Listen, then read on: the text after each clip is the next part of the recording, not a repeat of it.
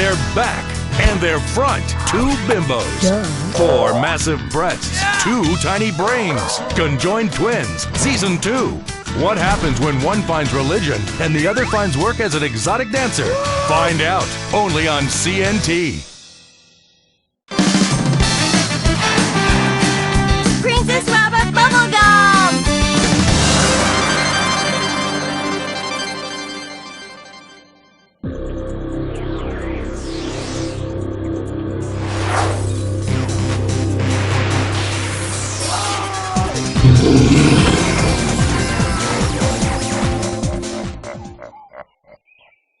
It's okay, it happens to a lot of guys. You never know what radiation exposure can do to your stamen. Oh, this is so embarrassing. Look, please don't blog about this, baby, because I've never had this happen before. Oh no! Yes, Master. Get your ass back down to the training facility. I know I'm late for the sexually arousing training montage. I was just, tending the garden. Are you even listening to me?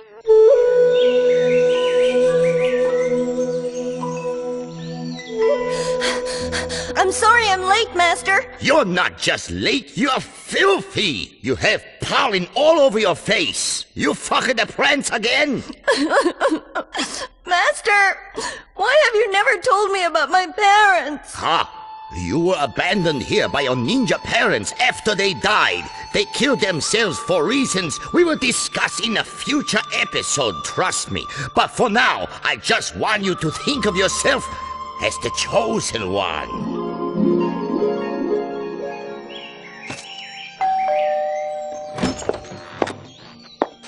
What the fuck is this? I didn't order an anime whore. I had lived by myself for many hundreds of years. Yet I was prevented from being near children after a bit of a misunderstanding. You'll find a blue square over my house on the internet now. There's a thing that I can't discuss. It was just an innocent swimming lesson. Anyway, I raised you in the traditional way, instilled you with the proper sense of a woman's place. Cha-ching! I trained you in the dark arts vital for fighting evil. I made lots of long-winded speeches that made no sense. As the wind flows, so the spirit departs. But then, what about memories? What are they? They are all we have left with. And then the still just reeds in the wind. Like the stars of the province in Hao-Hu. They sound simply ephemeral, yet they are as dust in the hands of a man without legs. Such are the ancestral spirits that summon us all. What? What the fuck are you talking about, Master? Concentrate! Focus on my cod philosophical jibber-jabber.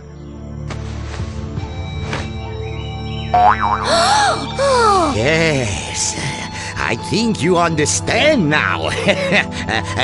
You're nearly one with the sword, yes, yeah. Soon you'll be ready for 2 swords at once. Then you get paid extra. But how do I know I'm destined to be a great warrior? And why do I always have to wear such skimpy clothing for training? And why do I have to have a cute teleporting animal sidekick who never does anything useful? Saki! Oh, Saki, you made a mess, you annoying turd! Why? Merchandising, of course! You have all the makings of a great warrior. Eyes as big as saucers, natural pink hair, ridiculously huge breasts, a hairless vagina that you have no shame in exposing.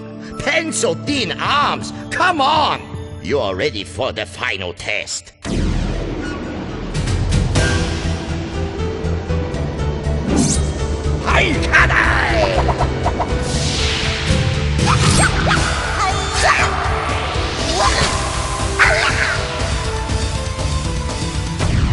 Now you're ready for a final awkward transformation montage.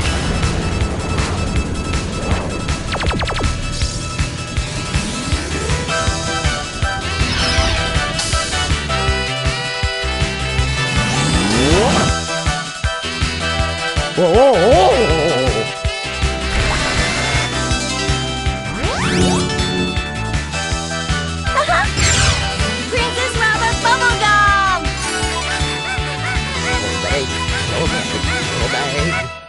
You are the only hope we have.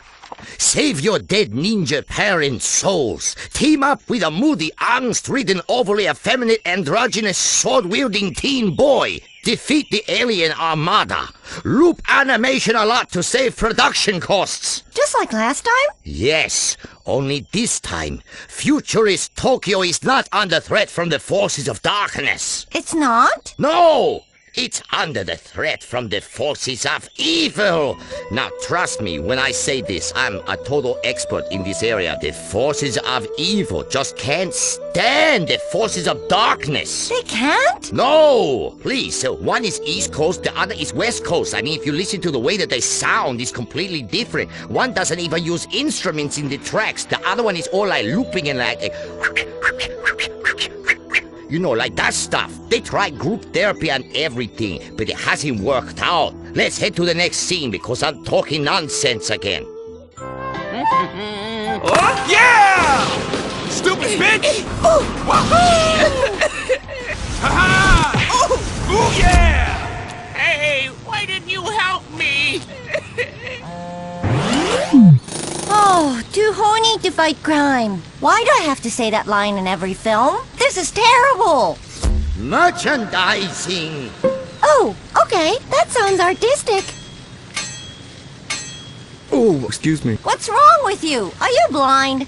What, yes. I'm so sorry, me and my big mouth. My sight was taken from me by the shogun of Teppanyaki.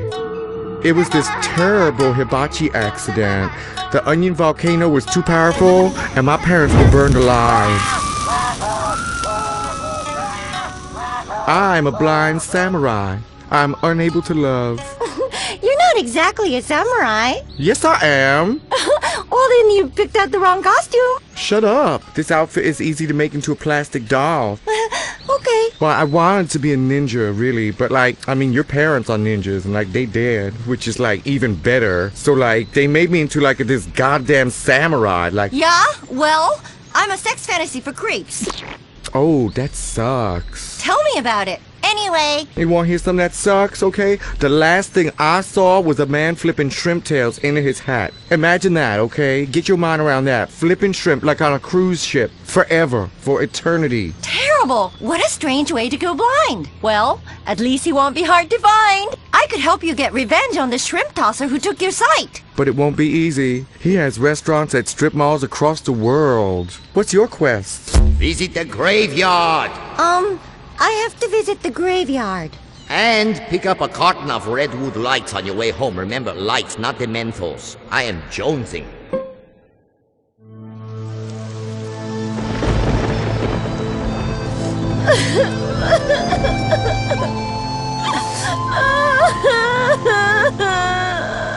It's so sad. This isn't the right graveyard, but it's the only one I could find. Pee-pee time. Okay, I'm just gonna stand here and look moody, okay? Fair enough. You're blind and you're dressed wrong. Shut the fuck up, bitch. You jealous. Come on, let's get out of here before anything interesting happens.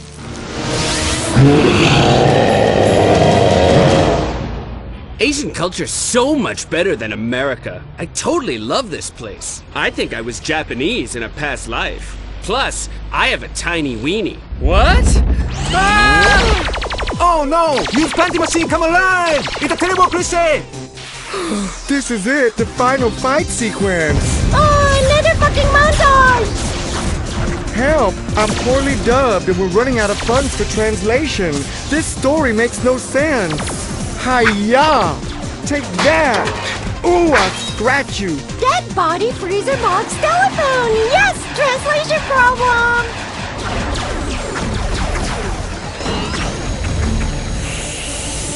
Uh-oh! Monster rapey time! Remember your training. Merchandising! No! Submitting to bizarre male fantasies of women in a completely non-misogynistic and sexually healthy way. No, I never got that part in training. Hey, get out of there! Well, look, just lie back and think about merchandising. Holy ninja, you can fit all of that up there? Help! You're on your own now. I'm sorry. Blind boy whose name I can't remember! Help! I can't. My translator is a maroon. I'm sorry, girl. Hiya! This is horseshit! I'm being raped by a robot and helped by a blind chump with a dodgy translator, while my master is a sick old pervert, and I'm completely out of montages. This calls for a cliffhanger. Saki! Ooh, speedball makes Saki sick. Help me, someone! Hey, what about my dead parents' souls? Oh shit, the scriptwriters forget about them again. Oh boy. Join us next week for another episode of Princess Robot Bubblegum. And don't forget to pick up the feature-length film that went straight to DVD. The saga continues in Princess Robot Bubblegum and the Kitty Lover Shiny Bikini Ninja Super Party Time Dimensional Dragon Hole. And pick up the video game available for handhelds. Princess Robot Bubblegum LXVII. Repressed Destiny Sparkle, the action RPG. Oh shit. Too many numbers! And of course, trading cards, uncensored manga, and collectible figurines for lonely people to stick on their desks in lieu of friends. Plus, an assortment of other quality branded merchandise. Too horny to fight crime. Visit PrincessRobotBubblegum.com. Rich guys make me so wet. Marry rich. It's all that matters. The season finale of Gold Diggers of Liberty City is next week. Oh, Daddy! The competition gets stiff on CNT. Tonight, in a time of unimaginable wealth and poverty, incredible drunkenness, and immigrants gone wild, the city of the future takes a look in the mirror of the past and says, "What the fuck are you looking at?" and then exposes itself in public. Yes, the remarkable story of Liberty City continues in A History of Liberty Part 2, Building Big, Ripping People Off. Major support for this series is brought to you by the Bank of Liberty, who say, "Thanks for the bailout, America. We needed to make yacht payments and to keep our offshore accounts topped up." If you look at the faces that make up the palette of Liberty City today, literally millions of faces, of different hue and tone and hairiness, from all corners of the earth, seething with hate, raging with fear, boiling with anger at the high prices, corrupt police, and strippers with annoying Russian accents, then it can seem like not much has changed in Liberty City in 150 years. Still, they came in hordes to a place that hates you as soon as you arrive. And that attitude is what makes Liberty City the remarkably putrid yet insanely overpriced metropolis it is today. We continue our epic story of A History of Liberty. My great-great-grandfather, Seamus, left Ireland in 1825 and arrived by boat in Liberty City. He was stunned. He'd heard about this magical place with like gold coins and gay unicorns and a lot of rainbows and like policemen who didn't wear any trousers, but what he actually found was this sweatshop construction job. In those days, things were very different, construction workers actually worked instead of drinking during lunch and setting up inflatable rats and sexually assaulting strangers. Nice tits! You're disgusting. By 1830, Liberty City was being flooded with Irish immigrants who were told that American girls were easy to get into bed when they heard a foreign accent. Yeah, it's true. The birds are easy. My family's lived in America for generations, and it's because of my pride and heritage and desperation for some kind of identity that I fake this accent all the time. Soon the trickle of Irish immigration became a flood. The Irish, who were so busy drinking and chasing rainbows and sleeping with midgets, forgot how to grow potatoes. A famine spread across the land. How do you mess up growing potatoes, for crying out loud? It's a tuber, for goodness sake.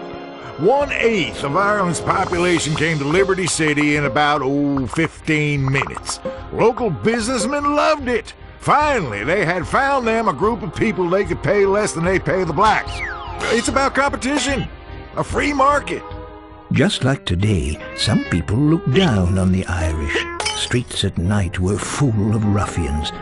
Riots broke out every evening.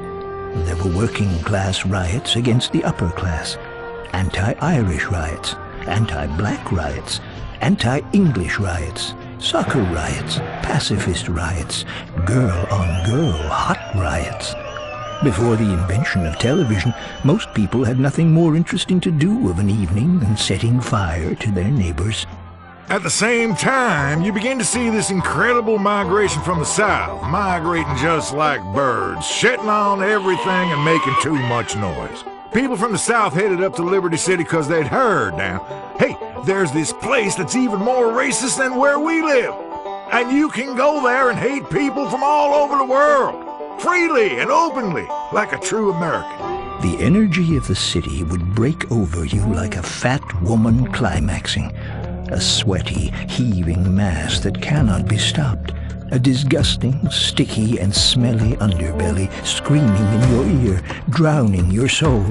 And afterwards you feel terrible about yourself and promise never to drink again, hoping no one saw the disgusting trollop you left the bar with. You going out, baby? To satisfy the carnal desires of the population, the city's first newspapers appeared in the late 1830s.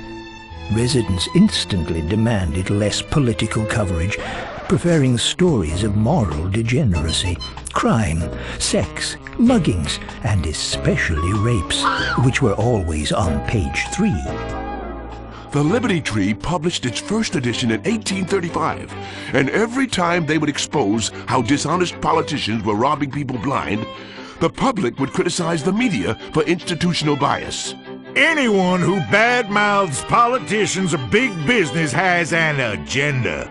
Idiot liberals, usually drug users and open homosexuals, always unduly concerned about the truth. Scared of being left out of all the fun, early bankers showed they could destabilize society as well as anyone. In 1857, the markets of the exchange collapsed. You had huge panic in the financial district as everyone realized a bunch of assholes in suits had duped America with a giant pyramid scheme in which they made out like bandits and everybody else got shit on. The poor got poorer, and there was no Social Security or Medicare to help people. Yes, sir, those were truly grand times, when we let the weak die in the streets rather than prop them up. It's what America's all about. Every man for himself and steal what you can when no one's looking. To help the city feel better about itself, one of the largest public works projects in history came to completion. Middle Park. Oh yeah, it was really remarkable. They took a patch of open land and put a wall around it and spent a lot of public money calling it a park. The park was another example of unparalleled American ingenuity. Copy something from Europe and pretend you invented it. The builders of Middle Park hoped that the classes could now mingle and buy drugs from each other. However, African Americans were excluded from the park entirely. Oh, I don't know about that. What? Yeah, I didn't say anything. No, not much. You know, only elegant carriages were allowed. Working-class vehicles like lowriders and hybrids were barred entirely. The park had a list of rules a mile long. No picnics, blowjobs, walking on the grass, camp exercise, no baseball by schoolboys, and creepy old men were given an entire section where they could roll their balls around. But broker residents had a problem. Rowing to work across the Humboldt River was abysmal, and rowing home drunk resulted in many naval accidents. Plus, local manic depressives complained there was nothing tall enough to jump off and kill yourself. So construction began on the Broker Bridge. It was a boom for organized crime, who ensured that non-union workers were taken care of, and gave entrepreneurial residents of Liberty City a new place to dump bodies. At the same time, a dark cloud was growing over the fledgling nation. The rise of Liberty City was a menace to the Southern way of life, focusing on education, arts. Interacting with people of other races was such a threat to the incredible civilization of the South that some states began to consider seceding from the Union. These were true patriots. They loved America so much they wanted to leave it. Some residents of Liberty City were Southern sympathizers during the Civil War. They liked the idea of drinking a 12-pack of crap beer each night, eating at breakfast buffets, and listening to rock bands that played 2-hour guitar solos. In 1863, the first draft was announced to bolster Northern troops. The citizens were enraged, drunk and angry, armed with iron bars, ninja swords, survival knives, and Chinese stars. The draft riots began. An emergency message was sent out via telegraph. Then, the telegraph lines were cut. The wealthiest nation in the world was in anarchy, and not the good kind of anarchy where you cop a feel in the mosh pit at a punk rock concert. Mobs formed, and to show the South that they had nothing on being two-faced bigots, rioters in Liberty City went and burned down an orphanage full of black children. People misunderstand. Well, it's a culture of heritage, not hate. You can see that in our Civil War reenactments in the park. We reach out to the black community, but nobody is interested in learning about history by getting the tar whooped out of them and then set on fire and shot. Strange, really, when you think of it. Yeah, it's strange, all right, huh? Nobody wants to spend a Saturday in the park getting lynched by dorks wearing tunics. Soon, horrible liberal musicians made protest songs asking America, "Civil War, what is it good for?" And America said, "We don't have TV yet, so it keeps things interesting." The Civil War was the crossroads of our nation, and at that crossroads was a truck stop, a fireworks stand, and a place to buy rebel flag souvenirs, and lighters with naked ladies on them. And one of those machines where you put in a quarter and that claw comes down and tries to pick up a stuffed pig, but it never really does.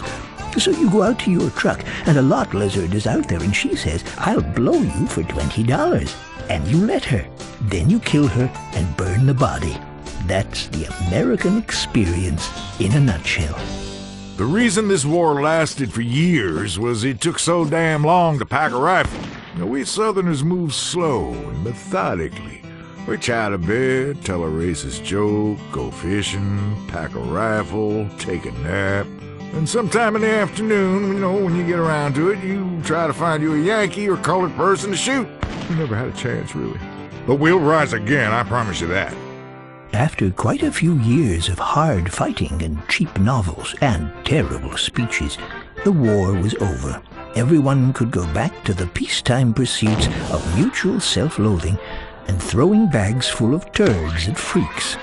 It was a time of leisure and rebuilding in the North as carpetbaggers had destroyed the great civilization of the South. A civilization they misunderstood terribly. Ha! The reason they're called red states is because of the bloodshed trying to get a bunch of hillbillies to act like decent human beings. Okay.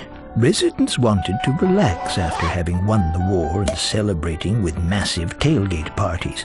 So the new art of leisure began in Firefly Island, a quiet seaside district that featured hot dog eating competitions, condoms floating in the surf, and roller coasters that derailed and maimed people. Plus, freak shows where you could point and laugh and make dwarves and hairy women cry. Oh, that one's my favorite. With the war over, residents of Liberty City returned to amusing themselves by binge drinking, swimming with their clothes on, and watching magic shows where people would search for a tiny man hidden in a woman's nether regions. Liberty City has always been full of massive cunts after all. For once, I agree. And the city began work on a new project for its leisure class, a place of orgies and depravity, drug addiction and perversity, anxiety and sweat. The Liberty City subway. Nothing unified residents of a city more than being squashed into one another on a subway train as they rushed from one important appointment at the hat makers to another at the witch burning. It's disgusting. People mixing together like some great cosmopolitan clusterfuck. Preserve differences. My leg is going numb just thinking about it. Liberty City went crazy for underground trains. The first station opened in 1874 and was inaugurated by throwing buckets of urine on the platforms. People loved it, although there was nowhere to go, as the first train did not get built for another 5 years, so they had to wait in the station for a very long time. So with this and the broker bridge, people were free to live in the suburbs and realize the joys of commuting. Apathy, alienation, shitty radio morning shows, and car key parties. And they were allowed to live amongst their own kind in the suburbs and feel safe. Even then, bridge and tunnel was a dirty word, just like flange. Ooh! Has anybody seen my medication for my angina? I mean you, boy. What's your name? Excuse me? Oh, be quiet. I didn't mean nothing by it. Come on, get over yourself. Hey, I can laugh at myself. What's wrong with you people? Seriously, I have angina. I could die of a heart attack any second. Where's my medication? I'll bet you stole it just to get high. Say what? Are you hillbilly? With that, the island of Algonquin was free to grow into the capital of a massive metropolis, to expand beyond its borders. So what did they do? They built massive skyscrapers and looked down on the other boroughs, of course. Is there a doctor in there? Boy, get me a doctor, please. Ah! Ignorant cracker. Just like today, it was a city of birth and death, of decay and renewal, of double-headers and double-enders. Finally, Liberty City was beginning to take its modern form. Overcrowded, smelly, but impressive and grandiose, full of rich, unhappy people and poor, greedy people, all living cheek by jowl, like swine in a pen. But the city wasn't out of the woods yet. Soon, something would be invented that would change cities forever. Which we'll leave for next time on A History of Liberty.